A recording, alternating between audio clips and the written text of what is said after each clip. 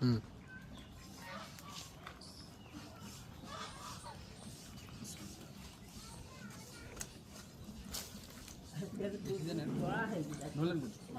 খুবই সুস্বাদু।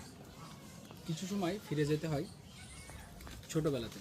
আপনি যত বড়ই হন না কেন, কিছু কিছু সময় আপনাকে সেই শৈশবে ফিরে আসাটা উচিত। শৈশবে ফিরে না আসলে আপনি ফিলিংস পাবেন না।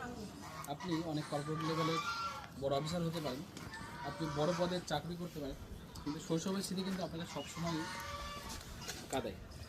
কারণ আমরা এক সময় এই মা যখন হচ্ছে রুটি দিয়ে গুড় দিয়ে বা চিনি দিয়ে পেঁচা দিত, এটা কিন্তু আমাদের ছোটোবেলার বার্গার ছিল। এই ছোটোবেলার বার্গারটার কথা আপনার কিন্তু আবারও মনে পড়ে যাবে খেজুরের গুড় আসলে।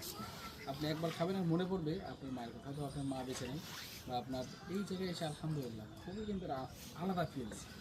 যাই হোক, আমরা ছোটোবেলার স্মৃতিতে আপনাকেও ফিরে নিয়ে আসতে চাই।